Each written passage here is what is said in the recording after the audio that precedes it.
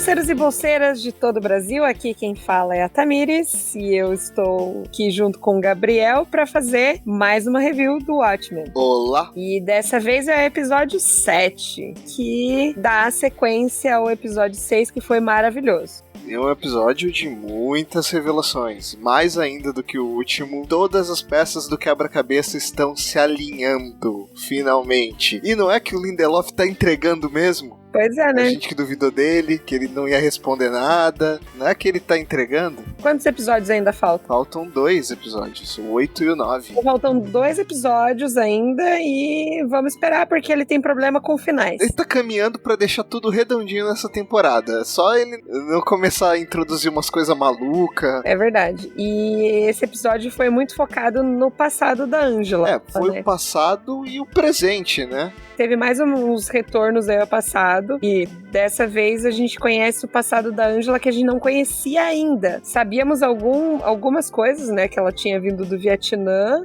e a ligação dela com o Will, mas esse episódio foi resolvendo, né? Resolvendo as memórias dela com as memórias do avô. Foi uma salada, mas que fez sentido no final. Fez, aham. Bom, o episódio começa com um videozinho exaltando o John Osterman, tipo um documentário falando sobre o Dr. Manhattan, falando que ele imigrou da Alemanha, fugindo da guerra, e que teve um acidente que transformou ele praticamente em um deus. E a gente descobre que esse documentário estava passando em uma locadora, e a gente está nos anos 80, no Vietnã, e uma pequena Angela que era lugar de um filme daqueles bem Blaxploitation dos anos 70, 80, da Sister Night. Aí a gente descobre de onde veio o apelido dela. A origem, o nome, né? Eu achei engraçado que em um momento ela fala, mas por que você quer ver? Eu falo assim, porque eu pareço com ela. Eu falo assim, Representatividade, galera. Representatividade importa. E aí a gente conhece também os pais dela, né? E sabe que o pai ficou traumatizado por conta dos eventos do episódio anterior, né? Que ele fala sobre os mascarados, que quem se mascara normalmente tem algo a esconder e não quer que ela assista esse tipo de filme. Quem se mascara, tudo black bloc. Tudo black bloc. Quer criar confusão. É o Datena. O pai dela é o Datena. Exatamente, não tinha pensado nisso. Mas é legal isso, porque a gente vê que tem ali uma tensão, porque o Vietnã ele foi anexado pelos Estados Unidos depois que eles ganharam a guerra, e o Dr. Manhattan foi o principal cara, foi o principal soldado, por assim dizer, que conquistou a vitória. Parte da população idolatra o Dr. Manhattan, mas parte da população acha ele um monstro, um genocida, porque ele matou uma porrada de gente, e considera os americanos ali invasores. É um desses caras que consideram os americanos ali invasores, que fazem um atentado que mata os pais da Angela. O pai da Angela estava de serviço com um policial, e ela vê tudo acontecer. É mais um trauma pra vida dessa garota, impressionante. Sim, ela é uma sobrevivente, a gente percebe isso, né, o tempo todo, porque ela poderia ter morrido no atentado e acabou não morrendo. Eu acho muito legal uma cena, porque um dos terroristas tá mexendo numa marionete de Dr. Manhattan. Isso me lembra o quadrinho, porque ele sempre fala, eu consigo ver as cordas, eu consigo ver as cordas. E a gente tá literalmente vendo o Dr. Manhattan preso por cordas nesse começo do episódio. Uma marionete do Dr. Manhattan. Eu não sei você, mas eu percebi que ela já sabia que algo ia acontecer naquele momento. É porque é tudo um flashback, né? A gente tá vendo indo resquício da confusão que a cabeça dela virou depois dela ter tomado um vidro inteiro de nostalgia. Tanto é que tem uns cortes que é a memória do Will.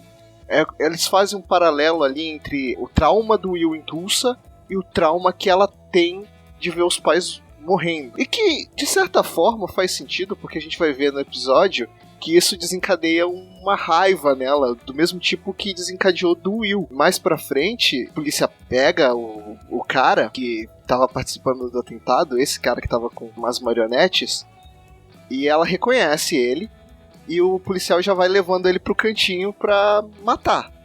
Ela saca na hora e fala, eu posso ouvir, ela tá muito sangue nos olhos como criança ali, depois do que aconteceu. É a mesma motivação, né? A gente percebe que é a mesma motivação tanto de um quanto de outro pra se mascarar. Sim. E cada um usa as imagens mais emblemáticas, né? Pra escolher como seu nome. Depois disso, a gente vê a Angela acordando no relógio do Millennium, que é ali o quartel-general da Lady True. Aí ela passa por um vídeo tutorial do que tá acontecendo com ela, pra falar como é o processo e tudo mais. Ela ainda tá muito zoada. Tá muito zoada pelo que aconteceu, as memórias dela não tão legais, também pudera.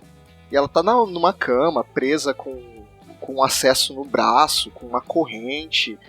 E ela tá isolada ali, porque os policiais estão do lado de fora, eles não podem entrar. Quem chamou a Lady True, a gente descobre que foi a Laurel, tentando salvar a vida da Angela. E o marido dela, o Cal, não consegue entrar também. Tem um holograma Star Wars Style, que ele tá falando com a garotinha fala, você não vai poder entrar, sinto muito, pau no seu cu. Ela não fala pau no seu cu, mas é basicamente isso. Ela tenta procurar todo o tempo o avô também, né, durante esse período em que ela fica lá. Sim, porque a gente descobre que o processo de retirar as memórias, você precisa de um doador. Provavelmente você tá tirando as memórias que você ingeriu e jogando na pessoa, né? Na cabeça dela só pode ser o Will que tá ali. Aí ela fala, deixa eu ver o Will, deixa eu falar com o Will, deixa eu resolver essa parada logo. Sim. Aí a Lady True, não, olha só, não vai ser bom pra você ver o Will, então fica na sua. Não, e outra coisa que eu achei interessante, né, que numa parte da conversa das duas, ela falou assim, não, como é que você permitiu ele fazer isso comigo? Né, ele te deu as pílulas não pra você tomar tudo de uma vez. É uma de cada vez, né? Né, é óbvio. É óbvio, gente. É óbvio. Pelo amor de Deus, isso não se faz. Pelo menos ela sobreviveu e aí a gente tem as consequências, né? Uma mistura aí das duas memórias. E ela ficou 2 dias, né, se livrando das memórias. Então tá cada vez mais próximo à contagem regressiva. É questão de horas, quase. Depois disso, a gente descobre o que aconteceu com o Wade, com o Looking Glass. O pau-mandado da Laurel vai investigar a casa do Wade, porque a Laurel tá desconfiada, porque ele entregou a Angela muito fácil, então ela tá desconfiada que ele tava mancomunado com a cavalaria. E eles descobrem que, na verdade, não. Ele não tá mancomunado com a cavalaria porque ele matou todos os caras da cavalaria que tentaram invadir o apartamento dele. Eu falei assim, eu pensei que ele ia morrer, né? Eu falei assim, não, queridos, não é assim que funcionam as coisas. Quando me mostrou o cara entrando na casa, no bunker dele, eu fiquei, não, porra, vão matar o Wade desse jeito, não vão nem mostrar ele como ele morreu e tal. Mas não, tá todo mundo morto e ele sumiu. Ninguém sabe por onde ele tá. E ele nem era policial antes, né? Uma lição, nunca subestime um psicótico com tempo livre. Nunca! Pois é. E paranoico ainda, né? Kevin McAllister já ensinou isso pra gente. Nunca subestime um psicótico com tempo livre. E eu falei assim, o que será que aconteceu, né? Provavelmente o próximo episódio vai esclarecer pra gente isso. Então já deixou mais uma ponta solta. Eu acho que o Wade vai resolver a parada toda, porque ele é o fodão. Eu também é o cara tô que vai achando. lá, vai fazer acontecer. Só que não, né? Eu acho que os dois, a Angela e ele, que vão resolver tudo. Ele tem que aparecer de novo na série, mas a gente sabe pra onde ele foi. Nem que, sei lá, seja uma cena pós-créditos dele em Bahamas aproveitando a vida. Pode ser. Seria muito anticlimático. E aí a gente descobre que a Laurie tava gravando tudo o que tava acontecendo com a Angela, né? Toda a piração da Angela, de vez em quando, aparentemente, ela conversava, falava sozinha e ia dizendo tudo o que tava acontecendo. Então, ela escuta que o Will fez o Judge se matar, ela escuta sobre todo aquele lance do Ciclope, e ela vai juntando os pontos. E ela descobre que o Judge era um racista filho da puta através disso. E ela vai confrontar a Sra. Crawford. E aí ela começa a jogar uns verdes pra Sra. Crawford e a Sra. Crawford simplesmente revela tudo. Fala, esse era o plano antigo. A gente realmente tinha um plano de colocar o senador Kinney como presidente pra ele ser o líder dos racistas e comandar os racistas de dentro da polícia e fazer um grande acordo nacional em escala federal. Parecia que ela não sabia de nada, e no final ela sabia de tudo. Parecia ela ser inocente, sabe? Na minha cabeça. Ela fazia bem o papel de pobre mulher que não sabia nada das tramóias do marido e tá sofrendo pela morte dele. Nada! Talvez ela esteja pouco se fudendo pra morte do cara. Ou Laurel, ela era mandante de tudo. Porque ela que organizou todo o plano. Porque ela era assistente do senador, né? Do senador King, verdade. E a Laurel fica até espantada quando a Sarah Crawford revela o plano. Aí a Sarah Crawford tira uma com a Laurel. Ela fala, ué, não era pra eu revelar todo o meu plano agora pra você? E ela aperta um botão, e o botão falha. Aperta um botão de novo e o botão falha. Aperta o botão a terceira vez e abre um alçapão embaixo da Laurel. Bem coisa de desenho animado. Momento comedinha. Ela até bate, né, no negócio. Peraí, por que não tá funcionando? Aí depois disso a gente tem o flashback que a gente já falou da Angela reconhecendo o cara que participou do atentado aos pais dela. E tem uma coisa muito bizarra que eu só tô falando desse flashback de novo porque eu tenho que mencionar. Que diabos de policial dá o distintivo dela pra uma criança? Não fez sentido também. Como? Não. E o distintivo dela não tem nem nome, não tem identificação nenhuma. Gente! Sabe? O episódio, eu adorei o episódio, mas isso ficou me incomodando. Eu quero ser policial. Eu vou dar um desconto, porque pode ser que, sei lá, a Angela alucinando. É uma memória, então vai ver que ela não lembra direito das coisas. Mas o policial não vai te dar um distintivo. Eu queria saber o que essa policial falou no departamento depois. E então, sabe meu distintivo? Eu preciso de um novo. Por quê? Você perdeu ele? O que aconteceu?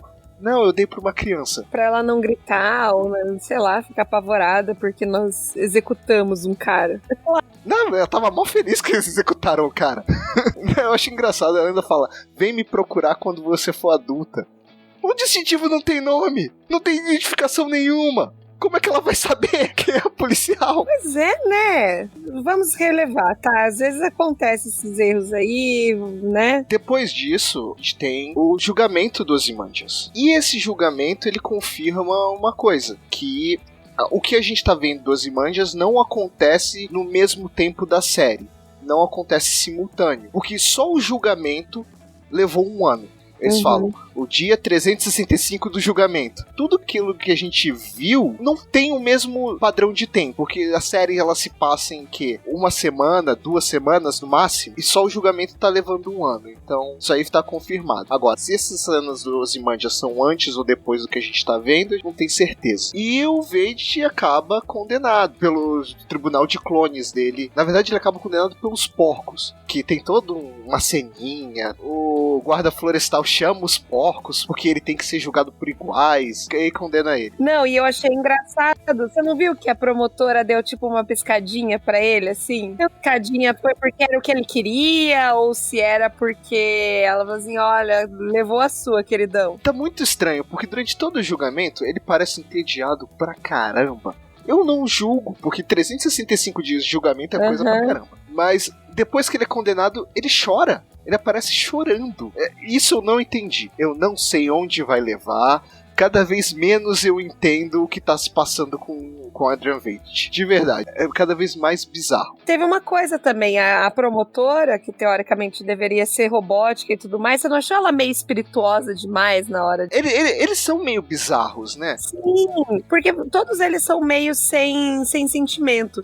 E de repente ela foi, sabe, espirituosa, expressiva. Aí assim... Mas eles sabem atuar, porque a gente lembra da primeira cena. Então talvez aquilo ali seja ela atuando no julgamento de alguma forma, talvez. Eu achei interessante, assim. Eu não sei se foi a atriz que quis se soltar um pouco mais, ou se foi... Eu acho que era parte do roteiro, sim. Só entendo o porquê. Eu quero entender onde é que isso vai levar. Eu sei que vai levar em algum lugar. Deloff já deu indícios suficientes que ele sabe pra onde ele tá indo. Mas isso especificamente, esse 7º episódio, a gente ainda não tem nenhuma ideia do que vai acontecer. É isso aí que a gente vai ter que esperar, sem teorias e sem nada, né? Aí depois a gente tem uma cena dentro do relógio do milênio, que é a Angela tentando entrar na salinha onde supostamente estaria o Will. Ela tenta entrar e a Lady Throw interrompe ela e chama ela pra tomar um café. Vamos tomar um chá?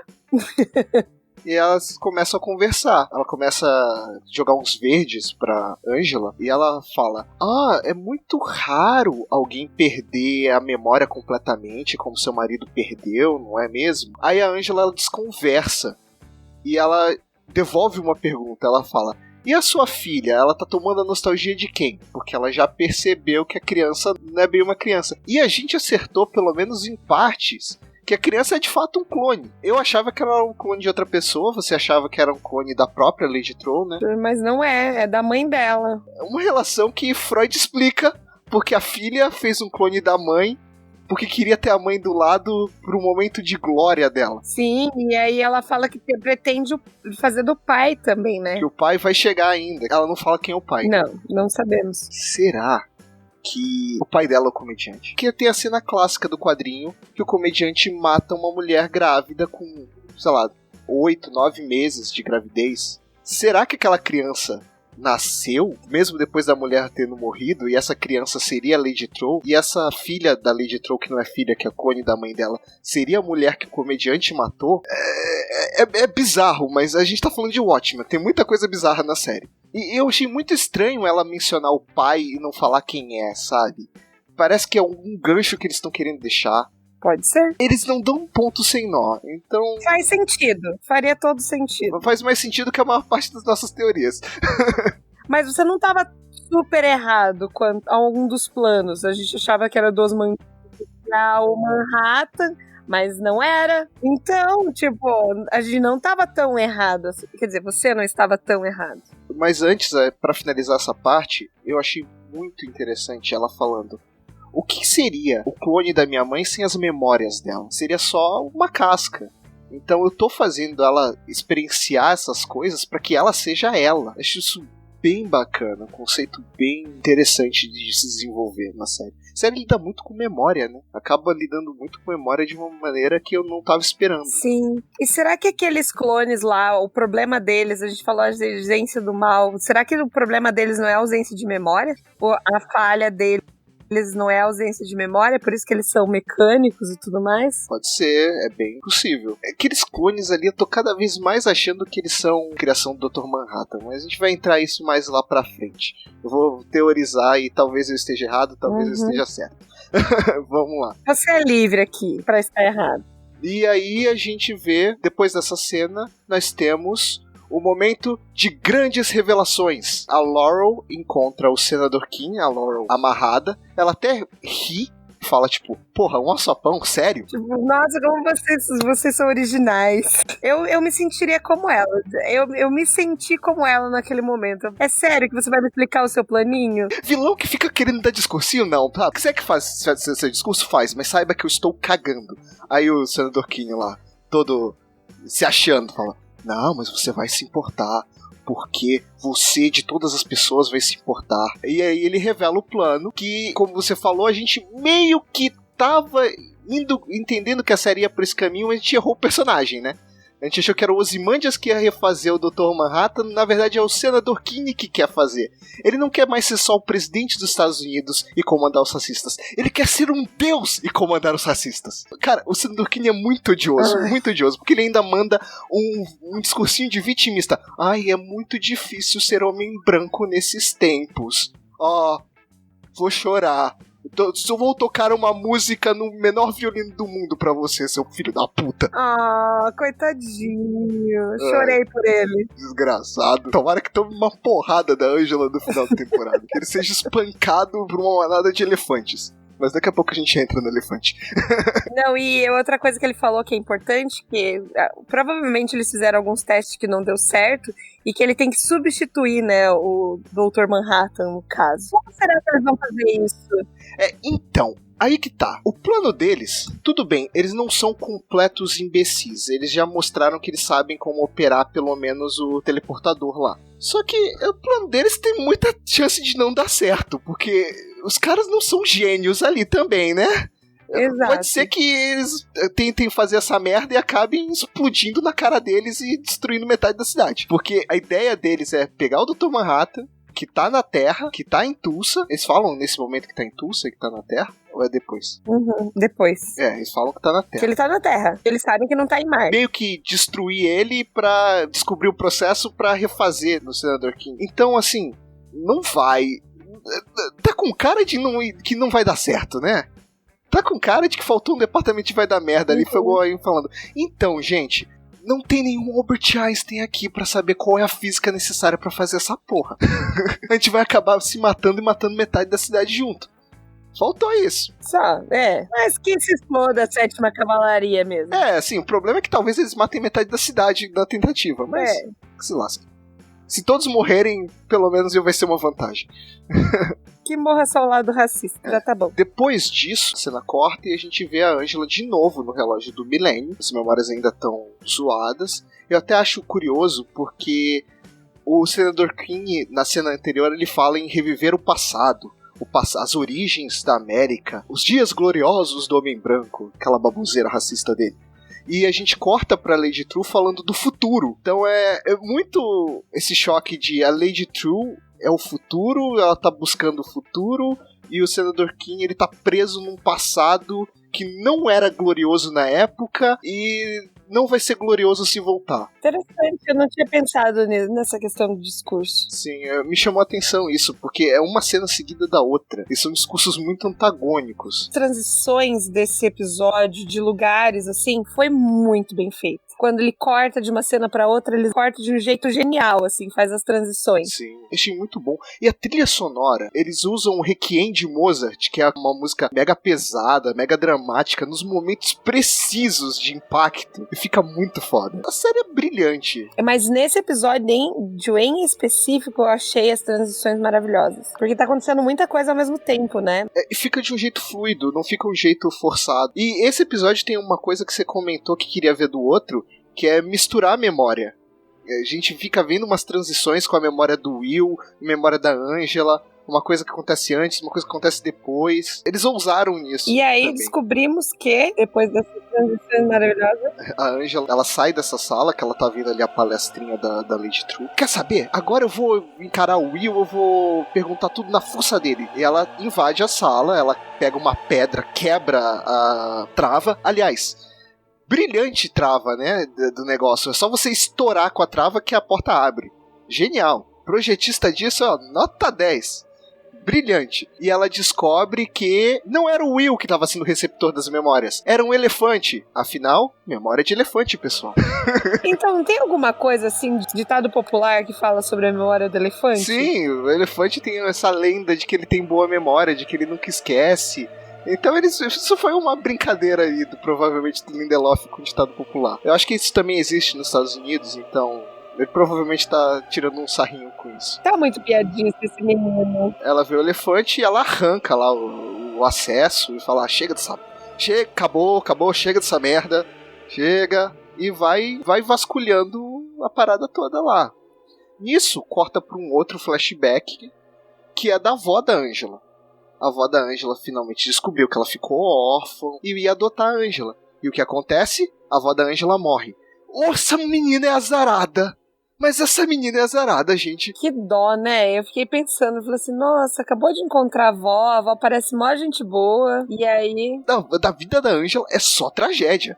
Vamos lá. Ela teve os pais mortos na frente dela, ficou num orfanato sendo maltratada lá pela dona lá do orfanato, que ficava gritando com ela. A avó descobriu ela finalmente e morre no dia que ia resgatar ela. Depois ela foi atacada na Noite Branca. Depois ela descobriu que o avô dela matou o chefe dela. Ô, vida azarada. Ainda tomou um monte de nostalgia e podia ter morrido ali na demência. Por isso que eu falei que ela é uma sobrevivente. É. E põe sobrevivente nisso. Mas depois desse breve flashback pra mostrar o quão a vida da Angela foi uma merda, ela entra numa sala que tem os arquivos daquele telefone que supostamente comunicaria com o Dr. Manhattan. Eles usam isso meio que, sei lá, a empresa da Lady True usa isso meio que pra espionar as pessoas, talvez. É um negócio meio bizarro, porque não é que meio que espionar porque as pessoas sabem que estão sendo gravadas. Ela quer ouvir o que as pessoas têm a dizer pro Dr. Manhattan, é isso. E aí é o momento que a Lady True põe as cartas na mesa. Olha, o Dr. Manhattan tá na Terra, o Dr. Manhattan vai ser pego pelos racistas que vão destruir ele pra transformar um deles em Dr. Manhattan. Você já imaginou esse poder na mão desses racistas filhos da puta? Então eu vou salvar o mundo e vou impedir isso. E ele tá na Terra e ele tá em Tulsa. Nisso que ela fala, ele tá na Terra e tá em Tulsa, ela vai indo embora. E a Lady True questiona, por que você não perguntou quem é? Por que você não quis saber onde ele tá? A Lady True já sabe de tudo, ela só tá jogando verde. E eu descobri aí, eu falei assim, fez todo sentido. E a gente vê a Angela correndo desesperadamente pra casa, pra encontrar o marido. Quando ela chega em casa, a gente vê que a cavalaria já tá de butuca, que eles já estão ali esperando. E a gente descobre que o marido, o Cal, era na verdade o Dr. Manhattan o tempo todo. Sim, pam pam pam. Era ele. Cérebros explodindo. Blow your mind. Fez todo o sentido do mundo. O Dr. Manhattan, no final de Watchmen, ele recupera o interesse pela humanidade. Muito provavelmente ele tentou criar uma humanidade. Talvez sejam aqueles caras que estão mantendo o Ozymandias preso. Talvez. Eu acho que são. Talvez. Ele fracassou naquilo. Tanto é que ele foi embora. Ele era afastado de tudo. Ele via tudo de um jeito blasé. O que ele queria, na verdade, então, não era criar uma humanidade, e sim ser parte da humanidade. E o único jeito de ser parte da humanidade era se tornar mortal de novo. Era recuperar a única coisa que ele perdeu, a mortalidade. Então ele se transforma nesse disfarce para que ele e a Angela ficassem juntos, que é o Cal. E o Cal não tem memória do Dr. Manhattan. Ele realmente está vivendo uma vida como o Cal. Só que no fundo ali ele é o Dr. Manhattan. E nisso a Angela chega pra ele e fala: ó, deu ruim, deu muito ruim, a gente tá muito fudido e eu vou fazer o que você pediu lá atrás. O Cal não entende. Aí ela chama ele de John. Ele fala: não, querida, você tá confusa, o meu nome é Cal. Não, você é John. E pega um martelo e dá na cabeça dele. Várias e várias e várias vezes. Mas ela bate com amor. Ela dá cada marretada com amor, eu tenho certeza. E ela tira um pingente, alguma coisa ali, que é o símbolo do Dr. Manhattan. Que provavelmente é ali que tá a essência do Dr. Manhattan, de algum jeito. E o episódio acaba.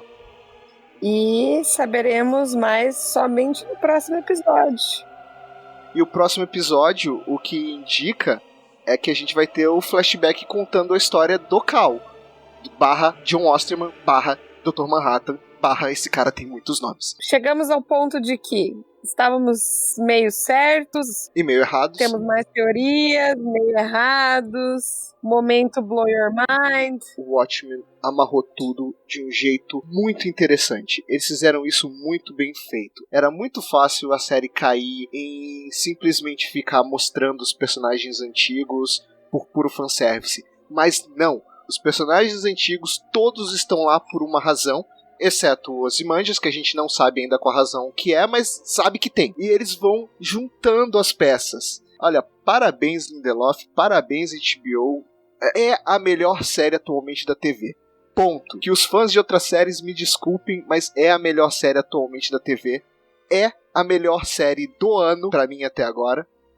Desculpa Game of Thrones, eu não acho a última temporada tão ruim quanto as pessoas acham, mas Watchmen é a melhor série do ano até agora pra mim. E eu cravo isso antes dos 2 últimos episódios pra eu poder me arrepender depois. Mas o que você achou? Então, eu tô pensando assim, se a primeira temporada vai ser incrível, vai. Mas e as próximas? Olha, boa pergunta. Porque a série deve ser renovada. A HBO não ia investir o que investiu pra fazer uma temporada só e tchau e valeu. Eu acho que tem muito campo, sabe? Tem muito campo pra eles explorarem. A gente não sabe o que vai acontecer.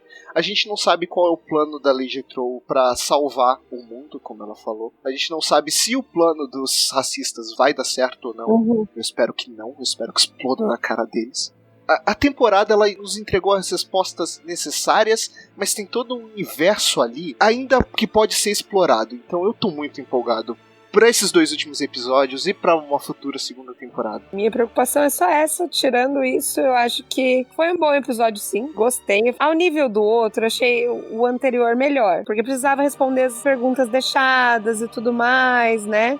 Mas é que eu achei fantástico o último episódio. A minha impressão é essa. O episódio, ele é muito bom. Ele é muito bem construído, mas é fácil a gente gostar dele porque ele é focado em um personagem que já era dos quadrinhos, né? A gente descobre um passado que não foi nos dado. Esse não. Ele tem personagens dos quadrinhos, eles são parte central da trama, mas não necessariamente esse episódio depende deles. Eu acho que ele é um episódio do mesmo nível. O que eles fizeram aqui de juntar tudo de uma maneira que faz sentido é realmente, assim, de tirar o chapéu. É uma série ousada, corajosa, que quis contar uma história difícil de vender pro público e fez uma puta história, fez uma puta temporada. Até o momento tá redondo, não tem nada assim que você olha e que te fala, nossa, tá sobrando, ou aquilo tá completamente destoando. A única coisa que você pode falar é essas cenas dos Imanjas.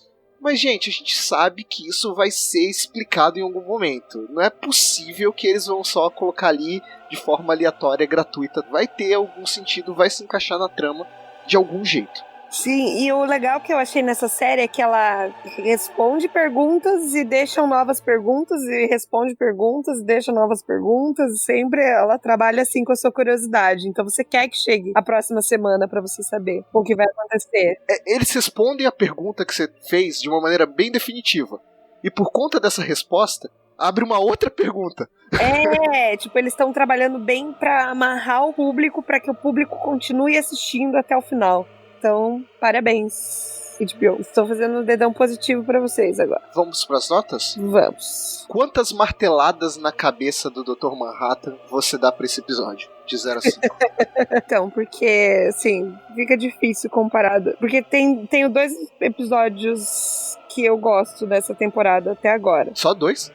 Não, os preferidos. Tá. Que é o do Looking Glass e o anterior, né? Do Justiça Encapuzada, então eu vou dar 4,5, não briga comigo. Não, assim, eu vou dar 5 mesmo. Pode me chamar de fanboy, pode dizer que eu fico babando pela série, pode falar, mas 5, tá muito bem feito. Os plot twists fazem sentido, os personagens são interessantes, estão cada vez mais interessantes. Sim, super. Eles estão juntando o novo e o velho de um jeito muito bom.